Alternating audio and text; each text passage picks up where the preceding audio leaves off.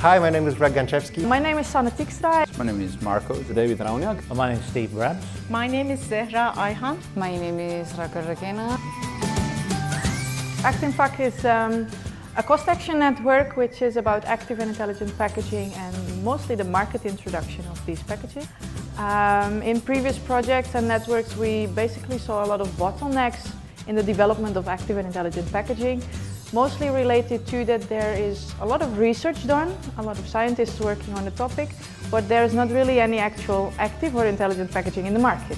So I was one of the first, I think one of the youngest chairs to start such a cost action, even without a scientific background, because most people are professor or at least something at university or research to do this, whereas I come from industry, which is different. Most cost actions are also about bringing scientists together. They can be from interdisciplinary networks, but it's mostly only scientists. And this cost action is mainly to bring industry into the picture. When we started, we saw that there is a lot of research going on. However, this research is not really known to industry, not really known to the users.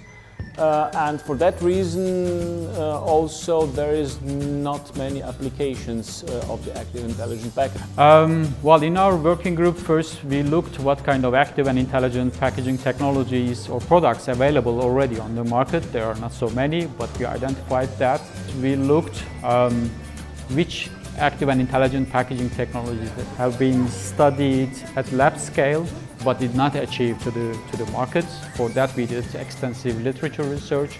So we wrote review papers about the active and intelligent packaging technologies, and as well as what kind of technologies are available to bring these active and intelligent components into the packaging. Issues like food waste, sustainability of food production and packaging materials.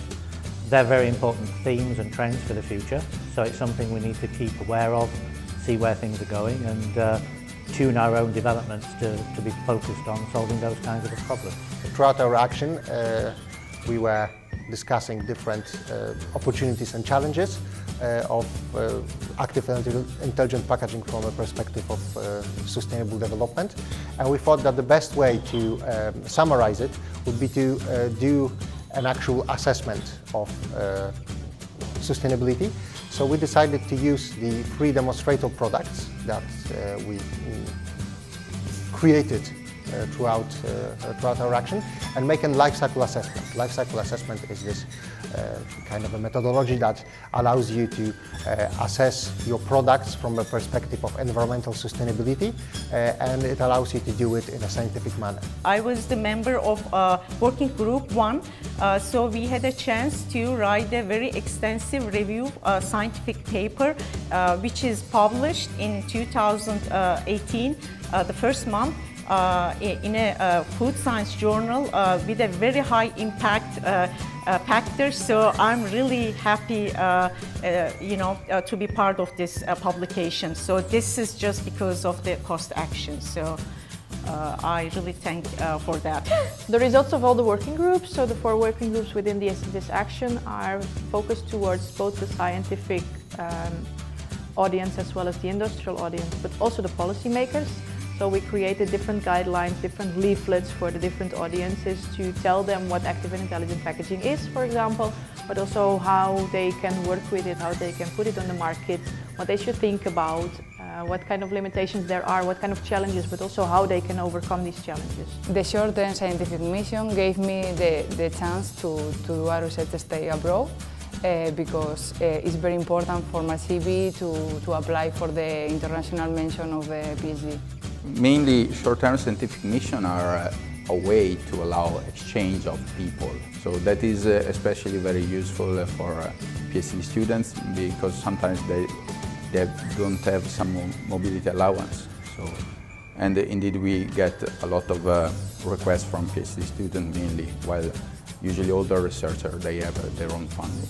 What has been achieved is that I dare to say that there is now greater awareness of active and intelligent packaging, that the members of this cost action also have made some sort of change in terms of not only publishing their results within scientific circles, but that they are also publishing the results in more popular scientific or even in, let's say, simple newspapers, and that the awareness about active and intelligent packaging and about what it can do to improve our living, let's say, is already higher out in the market or out among the users. So being involved in the ActInPak network has been, I think, useful to the rest of the network because I can give an industrial perspective and explain to people how things work in an industrial process and the sorts of things they should be thinking about in the lab already in order to be successful. Also, it's been useful to me to see what sorts of things are happening in the laboratories and what might be coming in the future that could be used. It's also very good now to have a network of people in research institutes all over Europe and beyond, where if I need to know something about how to extract essential oils from the raw materials or compostability of different plastic materials, I know people now who I can ask about those sorts of things. Our main achievement is the creation of free life cycle assessment for the free demonstrator product, in which we demonstrated that from the perspective of sustainable development, active energy packaging can be very beneficial.